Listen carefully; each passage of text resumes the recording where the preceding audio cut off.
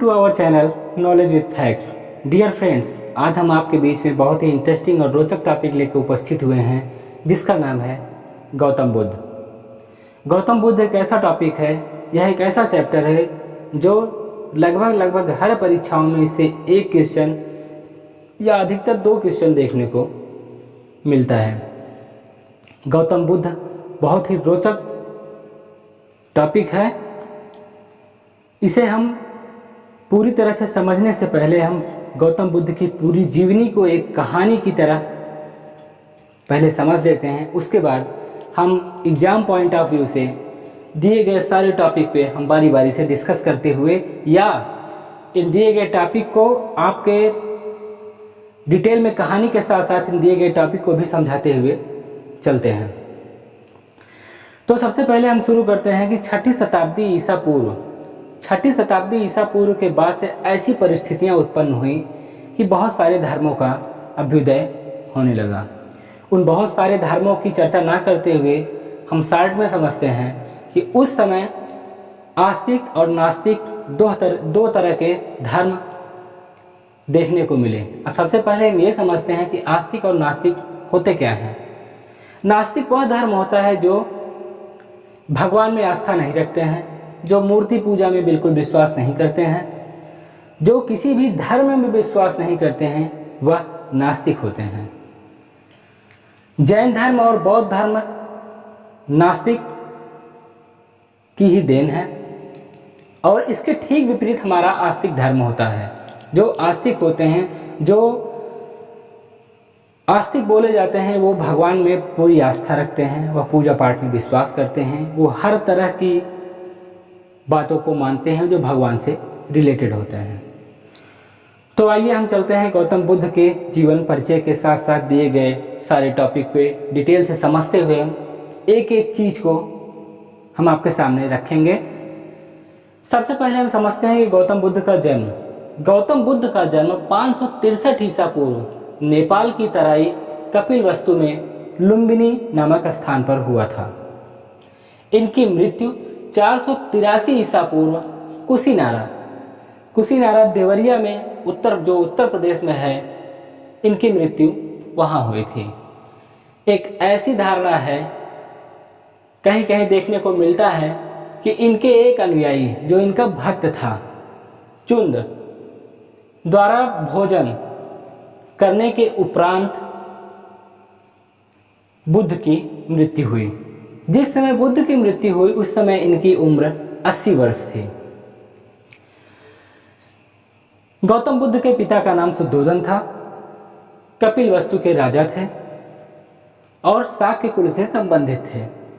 इनकी माता महामाया जो कोली वंश से संबंधित थी। ऐसा कहा जाता है जब बुद्ध अपनी माँ के गर्भ में थे तो महामाया अपने मायके जाने लगी। मायके जाने के लिए जैसे ही वह लुम्बिनी वन में पहुंची, इन्हें प्रसव पीड़ा हुई। उस प्रसव पीड़ा के दौरान ही भगवान बुद्ध का जन्म हुआ। कहते हैं कि जन्म के 7वें दिन ही भगवान बुद्ध की माँ यानी महामाया की मृत्यु हो जाती है। अब बुद्ध का लालन पालन कैसे हो, उनकी देखरेख कौन करेगा, इसलिए शुद्धोधन जो इनके पिता थे, इन्होंने अपनी साली जिसका नाम प्रजापति गौतमी था उनसे विवाह किया, जो बुद्ध की मौसी भी थी। बुद्ध के बचपन का नाम सिद्धार्थ था। सिद्धार्थ का मतलब क्या होता है? जो सिद्धि प्राप्ति के लिए जन्मा हो। सिद्धार्थ का मतलब होता है जो सिद्धि प्राप्ति के लिए ही जन्मा हो। शुद्धोधन एक राजा थे। उन्होंने बड़े धूमधाम से, बड़े उत्साह से इनका जन्मोत्सव समारोह रखा, जिसमें तरह तरह के विद्वान और बड़े बड़े प्रकांड विद्वान लोग आए। तो उन्हीं प्रकांड विद्वानों में से कौटिल्य ऋषि थे, जिसे शुद्धोधन ने सिद्धार्थ की कुंडली ले जाके प्रेषित की। कौटिल्य ऋषि ने इनकी कुंडली देखने के बाद उन्होंने 2 तरह की भविष्यवाणी की। कि या तो वह बहुत ही चक्रवर्ती सम्राट बनेगा और दूसरी कि या तो वह बहुत बड़ा संत बनेगा। और बाकी जो वहाँ और जो ब्राह्मण विद्वान जो आए हुए थे, लगभग सभी ने यही दो तरह की भविष्यवाणियाँ की। इस तरह की भविष्यवाणी सुन के राजा शुद्धोधन बहुत चिंतित हुए। उन्होंने सबसे पहले, कोई भी पिता हो वह अपने पुत्र को ये नहीं चाहता कि वह सन्यासी हो, तो वह भी चाहते थे कि मैं उस महल में, मैं पूरे उस राजमहल में एक ऐसी व्यवस्था करूँगा कि जिससे गौतम बुद्ध किसी भी तरह की दुख को, किसी भी तरह की तकलीफ को, किसी भी तरह की व्यथा को, किसी भी तरह की पीड़ा को उस महल के अंदर देखने तक ना पावे। यहाँ तक कि उस महल में किसी बुजुर्ग को भी नहीं रखा जाएगा ताकि वो यह भी ना जान सके कि वृद्धावस्था होती क्या है। किसी भी बीमार व्यक्ति को उस महल में जहाँ सिद्धार्थ थे वहाँ अनुमति नहीं दी जाएगी जाने की, ताकि सिद्धार्थ यह भी ना जान सके कि बीमारी क्या होती है। तो उन्होंने, राजा तो वो थे ही, 3 तरह के भवनों का निर्माण करवाया जो 3 तरह से अनुकूलित थे, ऋतुओं के अनुसार अनुकूलित थे। मतलब 3 तरह के भवन बनवाए, गर्मी के लिए जो विशेष थे, बरसात के लिए भी विशेष थे और शीत ऋतु ठंडी के लिए भी विशेष तरह से बनवाए गए थे।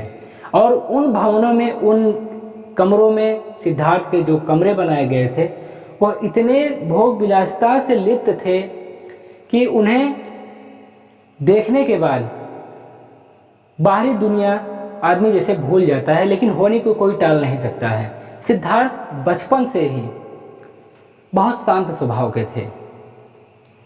हालांकि उनके महल में हर तरह की खेल क्रीड़ाओं की व्यवस्था थी, हर तरह के मनोरंजन के साधन थे, घुड़सवारी थी, हर तरह का मनोरंजन जो एक बालक चाहता है वह सारी व्यवस्थाएं शुद्धोधन ने अपने पुत्र के लिए उस महल में करवा दी।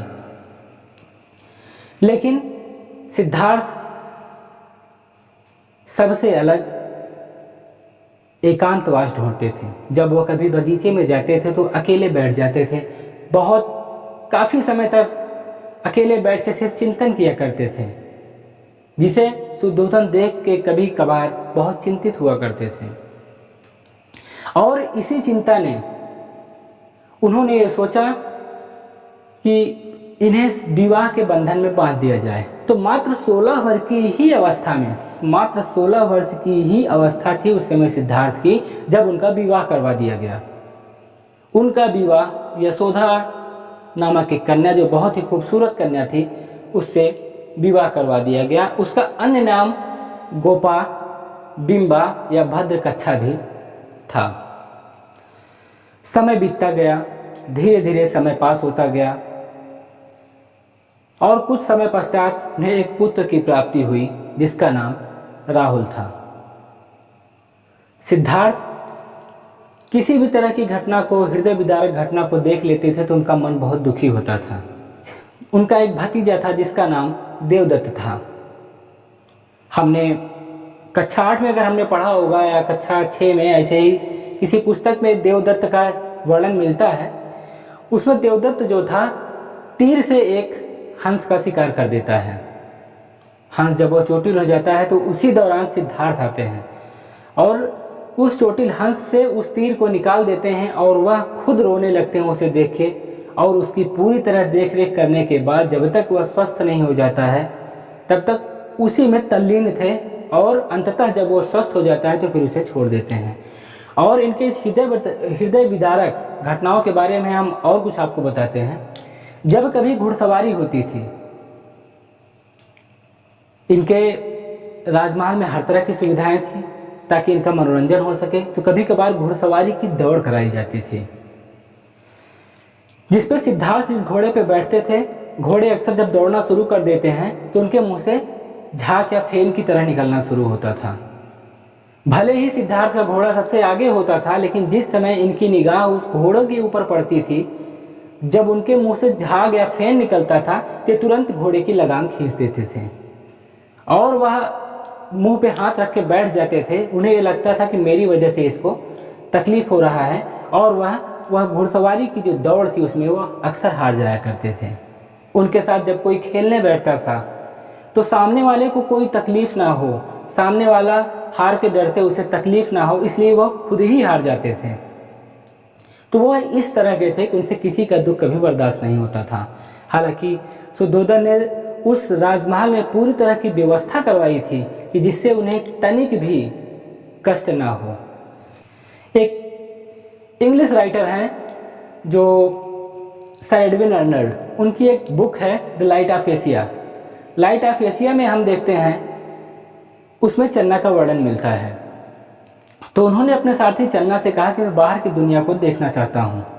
तो उनके सारथी ने उन्हें अपने रथ पे बिठाकर राजमहल के बाहर ले आया। फिलहाल जिस समय वह बाहर जाने की बात कह रहे थे, राजा शुद्धोधन ने पूरे राज्य को अच्छी तरह से सजवा दिया। हर तरह खुशी का माहौल भर दिया गया ताकि जब सिद्धार्थ रथ पे बैठ के निकलें तो हर तरह खुशी का माहौल देखें तो उन्हें पूर्ण विश्वास हो जाए कि जैसे महल के अंदर की व्यवस्था है ठीक उसी तरह बाहर की भी व्यवस्था है। लेकिन सिद्धार्थ रथ पे बैठे थे, अचानक ही उन्हें एक बूढ़ा व्यक्ति दिखा। उन्होंने अपनी इस अवस्था तक कभी बूढ़े व्यक्ति को देखा नहीं था। पहली बार उन्होंने जब बूढ़े व्यक्ति को देखा तो बहुत ही चिंतित हो गए कि ये क्या है, इसके भी तो हमारे तरह हाथ हैं, इसके भी हमारे तरह पैर हैं, लेकिन इसकी चमड़ी झूली हुई है, इसकी आंखों के नीचे झुर्रियाँ पड़ी हुई हैं, इसके बाल सफ़ेद हैं और यह झुका हुआ एक डंडे के सहारे यह चल रहा है। वह यह सोच ही रहे थे और बहुत चिंतित थे। इतने में रथ आगे बढ़ जाता है। उसके बाद थोड़ी दूर और जाते हैं, तभी उन्हें एक बीमार व्यक्ति दिखता है। बीमारी क्या होती थी उन्होंने कभी जाना ही नहीं था, क्योंकि सारी तरह की तकलीफ़ों से परे वह महल बनाया गया था जहां सिद्धार्थ अब तक बढ़े हुए थे। तो जब उन्होंने बीमार व्यक्ति को देखा तो उनके मन में तरह तरह के विचार होने लगे। ये किस तरह का आदमी है, इसको क्या हुआ है, ये खांस रहा है, ये लेटा हुआ है, इसे बुखार है, उसे तकलीफ है, तकलीफ से वह कराह रहा है। इसके साथ ही साथ और जब कुछ आगे बढ़ते हैं तो हालांकि पूरा राज्य जो है खुशियों के माहौल से भरा था, लेकिन ये दो हृदय विदारक चीज़ जब वो देख लेते हैं तो सारी खुशियों से मन हट के वो सिर्फ इन्हीं के बारे में सोचना शुरू कर देते हैं। और इसके साथ ही साथ थोड़ी दूर और चलने के बाद उन्होंने एक मृत व्यक्ति को देखा। मृत व्यक्ति, ये मृत व्यक्ति क्या होता है उन्होंने कभी जाना ही नहीं था कि जो आया है उसे मरना ही होगा, जिसने जन्म लिया है उसे मरना ही होगा। जब उन्होंने मृत व्यक्ति को देखा तो उसे बांस के डंडे पे चार लोग उसे सहारा देके लेके चले जा रहे हैं और उसके जो परिवार वाले हैं वो छाती पीट के रो रहे हैं, उसके घर वाले रो रहे हैं, सब बहुत तकलीफ में हैं। तब यह दृश्य जब उन्होंने देखा तो उनका मन पूरी तरह से टूट चुका था, पूरी तरह से दुख से वो भर गए थे। इसके बाद सबसे लास्ट में वह चले जाते हैं। पूरे उनके दिमाग में एक भूचाल सा मचा हुआ रहता था, क्योंकि सबसे पहले उन्होंने एक वृद्ध व्यक्ति को देखा, उसके बाद उन्होंने बीमार व्यक्ति को देखा और उसके बाद उन्होंने मृतक व्यक्ति को देखा और अंत में उन्होंने एक सन्यासी को देखा। जब उन्होंने सन्यासी को देखा तो सन्यासी जो होते हैं, जो सच्चे सन्यासी होते हैं, वो अपने में मस्त होते हैं, उन्हें दुनियादारी से कोई मतलब नहीं होती है, क्योंकि वो मोह माया से विरक्त होते हैं। उन्होंने देखा कि हर तरह के आदमी पे कोई मुस्कुरा रहा है, कोई खुशी में रो रहा है, किसी को तकलीफ है, कोई खांस रहा है, लेकिन जब उन्होंने उस सन्यासी के चेहरे को देखा तो उसके चेहरे पे अजीब तेज थी, वह अपने आप में ही मस्त था।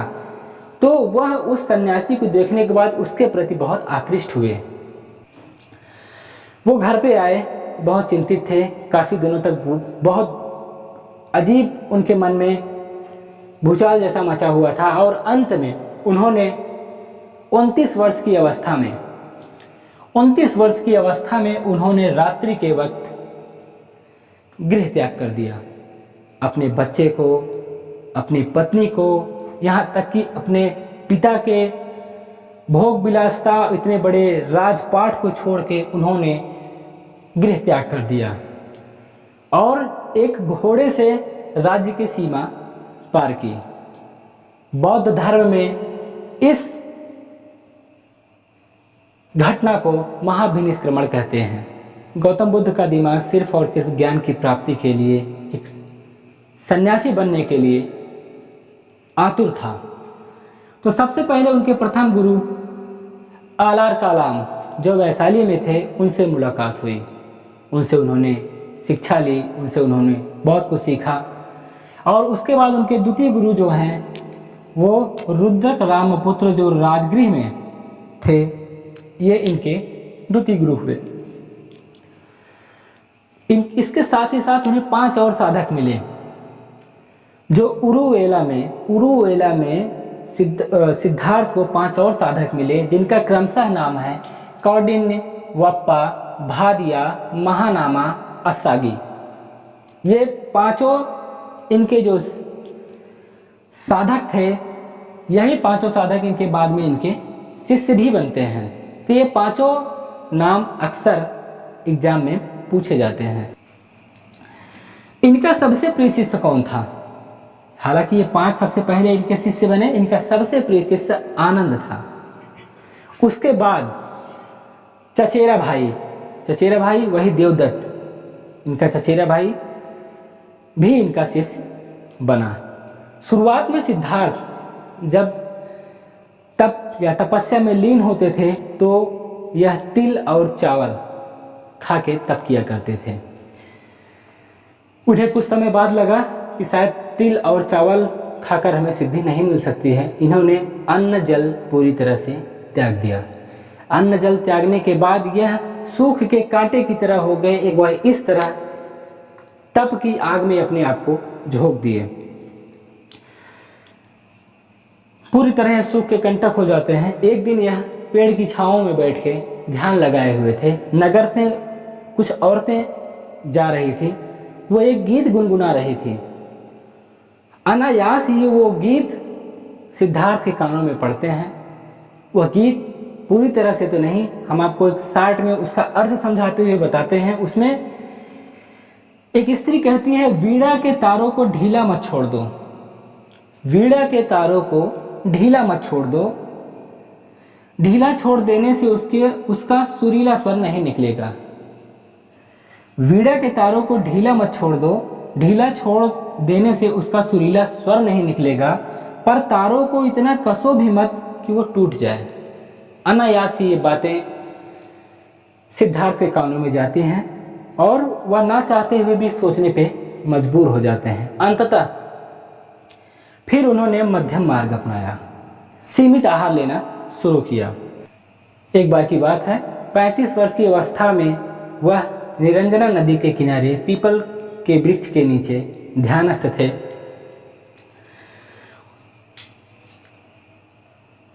सुजाता नामक स्त्री, उसी दौरान एक सुजाता नामक स्त्री आती है। सिद्धार्थ उसके हाथों से खीर खाकर अपना उपवास तोड़ते हैं। अब यह सुजाता कौन है? सुजाता के बारे में किसी किसी किताबों में वर्णन देखने को मिलता है, किसी किसी में नहीं मिलता है। तो मैं आपको बताता हूँ। सुजाता एक स्त्री थी। जिस पीपल के वृक्ष के नीचे वह बैठ के ध्यान मग्न थे, उस समय सुजाता एक स्त्री थी। उसे संतान नहीं थी। उसने उस वृक्ष से मन्नत मानी हुई थी कि जिस दिन हमें संतान उत्पत्ति होगी, उस दिन मैं आपको सोने की थाल में गाय के दूध से बने खीर का भोग लगाने आऊंगी। अब देखिए संयोग किस तरह से बनता है। भगवान बुद्ध उसी बोधि वृक्ष के नीचे बैठे हैं जहां उन्हें अब ज्ञान की प्राप्ति होने वाली है। ज्ञान की प्राप्ति, what is knowledge? Knowledge is everything. तो वो उसी बोधि वृक्ष के नीचे बैठे हुए हैं जहां उन्हें ज्ञान की प्राप्ति होगी और उसी रात में होनी है, लेकिन अभी वह इससे अनभिज्ञ हैं। सुजाता उनके पास आती है और जैसे ही वह दूर से इन्हें ध्यान में बैठे हुए देखती है तो उसे यह लगता है कि रात का वक्त है, लगता है मैं अपना भोग चढ़ाने आई हूँ। यह पीपल देव ही भगवान का रूप लिए हुए वहाँ बैठे हुए हैं और मैं उन्हें अपना भोग दूंगी और वो स्वीकार करेंगे। जब वह उनके पास जाती है तो उनके पास खड़े होकर उन्होंने बहुत ही विनम्रता पूर्वक शब्दों में उनसे कहती है और सिद्धार्थ उसके हाथों से वह खीर खा के उस दिन का अपना उपवास तोड़ते हैं। और उस समय उसके मुंह से, जो सुजाता नाम की औरत थी, उसके मुंह से एक शब्द निकला जो उनके लिए आशीर्वाद साबित हुआ। उसने कहा कि जैसे मेरी मनोकामना पूरी हुई वैसे ही आपकी भी हो। और उसी रात जब सुजाता उनके पास से चली आती है, उसी रात उन्होंने फिर से जब ध्यान करना शुरू किया, उसके बाद उन्हें ज्ञान की प्राप्ति हुई। और उसी क्षण से, उसी ज्ञान की प्राप्ति के बाद से सिद्धार्थ का नाम बुद्ध हो गया। उन्हें बोधित्व की प्राप्ति हुई, वहीं से वह गौतम बुद्ध कहलाए। प्रथम उपदेश, हम थोड़ा शार्ट में चलते हैं। प्रथम उपदेश, उन्होंने सर्वप्रथम अपना उपदेश सारनाथ, जो यहाँ वाराणसी में स्थित है, वाराणसी के पास जो स्थित है, उन्होंने अपना सर्वप्रथम उपदेश सारनाथ में दिया। और बौद्ध धर्म में इस घटना को धर्म चक्र परिवर्तन कहते हैं। 4 आर्य सत्य, बुद्ध ने 4 आर्य सत्य बताए हैं, जिनमें सर्वप्रथम दुख, दूसरा दुख समुदय, तीसरा दुख निरोध और चौथा दुख निरोध मार्ग। दुख ही, तीसरा ही दुखों का कारण है और दुख ही संसार में भरा हुआ है। 4 आर्य सत्य में सबसे पहले उन्होंने दुख को रखा, दूसरे नंबर पर दुख समुदय है। दुख समुदय क्या होता है? एक तो दुख हो गया और दूसरे पे उन्होंने, गौतम बुद्ध ने दुख समुदय कहा। दुख समुदय मतलब दुख एक नहीं है। यहाँ इस संसार में दुख समूहों में भरा हुआ है, एक नहीं हजारों दुख भरे हुए हैं। दुख निरोध, निरोध मतलब रोकना। दुख निरोध, दुख को रोका भी जा सकता है, दुख निरोध मार्ग, और उसे रोकने के लिए दुख निरोध मार्ग भी बनाया गया है, जिसके जरिए दुख को रोका जा सकता है। इसमें सबसे महत्वपूर्ण है दुख समुदय। दुख समुदय का मतलब क्या होता है? दुख समुदय, इसे या तो प्रतीत के समुत्पाद भी कहते हैं या फिर इसे द्वादश निदान भी कहा जाता है। द्वादश निदान का मतलब यही दुख समुदय हुआ, प्रतीत समुत्पाद का भी मतलब यही हुआ। बिना 12 कारणों को दूर किए ज्ञान की प्राप्ति असंभव है। दुख समुदय कहता है कि बिना 12 कारणों को दूर किए बिना ज्ञान की प्राप्ति असंभव है। और इन सबको प्राप्त करने के लिए गौतम बुद्ध ने अष्टांगिक मार्ग बनाए हैं। अष्टांगिक मार्ग क्या क्या है? पहला सम्यक दृष्टि, सम्यक संकल्प, सम्यक वाक, सम्यक कर्म, सम्यक आजीव, सम्यक व्यायाम, सम्यक स्मृति, सम्यक समाधि। सम्यक क्या मतलब क्या होता है?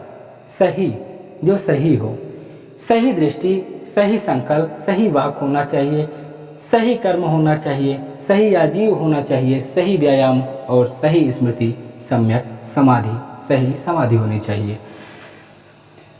विश्व दुखों से भरा है का सिद्धांत, विश्व दुखों से भरा हुआ है का सिद्धांत महात्मा बुद्ध ने उपनिषद से लिया हुआ है। और उसी तरह बौद्ध धर्म में सबसे प्रसिद्ध वाक्य है बहुजन हिताय बहुजन सुखाय। और उसी तरह एक और प्रसिद्ध वाक्य हमें देखने को मिलता है आत्म दीपो भव। पहला है बहुजन हिताय बहुजन सुखाय और आत्मदीपो भव। अंतिम उपदेश, महात्मा बुद्ध का अंतिम उपदेश कुशीनारा में सुभच्छ के समक्ष दिया गया था। अंतिम वाक्य उनका क्या था? जगत में सभी पदार्थ व्यवधर्मा हैं, शोक मत करो। गौतम बुद्ध के अनुयायी 2 भागों में बट गए, पहला भिक्षुक, दूसरा उपासक। बौद्ध धर्म के लिए उस समय, बौद्ध धर्म में शामिल होने के लिए उस समय न्यूनतम आयु 15 वर्ष थी। बौद्ध धर्म में प्रविष्ट होने को उपसंपदा कहा जाता था। बौद्ध धर्म जो सम्मिलित होने की जो प्रक्रिया थी, सम्मिलित होने के बाद उन्हें उपसंपदा कहा जाता था। बौद्ध धर्म में त्रिरत्नों का भी वर्णन किया गया है। ये त्रिरत्न क्या है? पहला बुद्ध, दूसरा धम्म, तीसरा संघ। बुद्ध मतलब बुद्ध, धम्म मतलब धर्म जो यहाँ बौद्ध धर्म से संबंधित है, संघ मतलब जहाँ पे बौद्ध धर्म का प्रचार किया जाए वही हमारा संघ हुआ। ये तो हमारे त्रिरत्न हुए। ये भी क्वेश्चन में पूछा जाता है कि बौद्ध के त्रिरत्न क्या हैं? बुद्ध, धम्म, संघ। न्यूनतम आयु क्या थी बौद्ध धर्म में सम्मिलित के लिए? 15 वर्ष। और उसी तरह बौद्ध धर्म में स्त्रियों का प्रवेश निषेध था। भगवान बुद्ध का सबसे प्रिय शिष्य जो आनंद, जिसका नाम आनंद था, उन्होंने सबसे पहले आग्रह किया कि स्त्रियों के प्रवेश के लिए। भगवान बुद्ध ने तुरंत उन्हें मना कर दिया, लेकिन फिर उनके प्रिय शिष्य होने के कारण सबसे पहले उन्होंने अपनी सौतेली माँ प्रजापति गौतमी को बौद्ध धर्म में सम्मिलित होने की अनुमति दी। उसके बाद वैशाली राज्य की सबसे प्रसिद्ध नृत्यांगना, जिसका नाम आम्रपाली था, उन्होंने बौद्ध धर्म स्वीकारा। और सबसे इंटरेस्टिंग बात जो बौद्ध धर्म में बताई जाती है या दर्शाया जाता है, भगवान बुद्ध के जन्म को कमल एवं साण से दर्शाया जाता है। गृह त्याग घोड़े से दर्शाया जाता है। ज्ञान इनका पीपल वृक्ष, जिसे हम बोधि वृक्ष कहते हैं, उससे दर्शाया जाता है। निर्वाण इनका पदचिन्ह हुआ। और मृत्यु स्तूप हुआ। स्तूप के बारे में ऐसी मान्यताएं हैं कि जब भगवान बुद्ध की मृत्यु होती है तो उनके अवशेषों को कई जगहों पर रख के उस पर स्तूप का निर्माण किया गया है, वही हमारे स्तूप हैं। और सबसे इंटरेस्टिंग बात, वैशाखी पूर्णिमा क्या है? इसका विशेष महत्व बौद्ध धर्म में क्या है? वैशाखी पूर्णिमा में सबसे विशेष बात, भगवान बुद्ध का जन्म वैशाखी पूर्णिमा के दिन हुआ था और भगवान बुद्ध को ज्ञान की प्राप्ति भी वैशाखी पूर्णिमा के दिन हुई थी। और संयोग कहें या इत्तेफाक कहें, भगवान बुद्ध की मृत्यु भी वैशाखी पूर्णिमा के दिन हुई थी। तो बौद्ध धर्म में इस वैशाखी पूर्णिमा को बुद्ध पूर्णिमा के नाम से भी जाना जाता है। तो मुझे उम्मीद है कि पूरे बौद्ध धर्म को हमने बहुत ही विस्तृत तरीके से और इंटरेस्टिंग तरीके से कहानी के कथानकों के साथ हमने आपके समक्ष प्रस्तुत किया है। हमें पूरा उम्मीद है कि आपको यह बहुत ही इंटरेस्टिंग लगा होगा। इसका शेष भाग हम नेक्स्ट वीडियो में आपके सामने लेके उपस्थित होंगे। तब तक आप लोग स्वस्थ रहें, मस्त रहें, पढ़ते रहें।